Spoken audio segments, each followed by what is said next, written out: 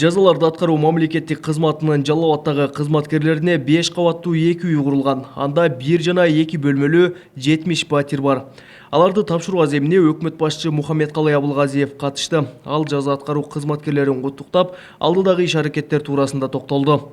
Азыр эми Жалал Абадтын мурун салынганда чеке жагы болсо керек, азыр эми түрмөдөгү жаза аткаруу жайы дагы өзү борборго болуп калды да. Шаар кеңейип отуруп. Мунун баарын башка жайларга көчүрүү, жаңы жаза аткаруу жайларын куруу боюнча дагы иш-чаралар бар. Мындай иш-чаралар Ошто да болот, өзгөчө Бишкекте болот. Билесиздер, азыр Бишкекте шаардын борборунда болуп калды жаза аткаруу жайлары. Булардын баарын башка жака көчүрүп, жаңы шарттарды түзгөнгө биз чечкиндүү кадамдарга барабыз.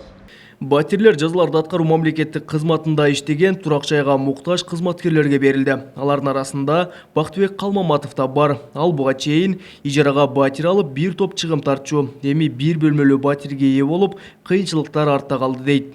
Буга чейин квартирада жашады дегенде эле этаж үйдө жашаган жокпуз. Биз жер арзан жер үйлөрдө жашап, акчабызга жараша дейм. Ошо жашап жүрдүк. Эми ушу Кудайдын буйругу менен экен бул деле ушу. Өзү иштегениме 2 жыл болуп калды бул системада. Келгенден кийин эле ошо документтерин тапшырып, очередь менен ошо үйдүн комиссиясы бар атайын, ошолордун жетекчилеринин чечими менен ошо очередь менен үйүбүздү алдык. Бактыбек Калмаматовдун жубайы Таттыгүл Токонбаева да ушул эле тармакта иштейт. Алардын учурда 2 баласы бар. Алган баяныбыздын көп бөлүгү батирге кетчү деген жаш үй бүлөнүн кубанычында чек жок. Бул убакка чейин мамлекеттик квартира бергенге чейин биз квартиралап жүрдүк. Эми көп жылдарда эле квартираладык, 2 балам бар. Анан ушинтип мамлекет колдоп, менин жолдошума квартира беришти. Аябай кубанычтабыз. Мамлекетибизге, президентибизге чоң ыраазычылык билдирем. Кубанычым аябай батпай турат, койнума батпай турат. Аталган көп кубаттуу үйлөрдү куруу үчүн өлкө казынасынан 108 миллион сомдон ашуун каражат кеткен. Анын курулушу 2017 жылы башталып, ошол эле жылдын аягында бүткөрүлгөн. Деген менен 2 жылдан бери Жарандык авиация агенттиги турак жай аэропортко жакын курулган деп уруксат бербей келген. Ал эми ага уруксат кантип алынганына жазаларды аткаруу мамлекеттик кызматынын башчысы Мелис Турганбаев так жооп берген жок.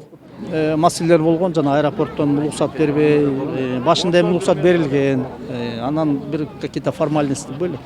Анын бардыгын ошол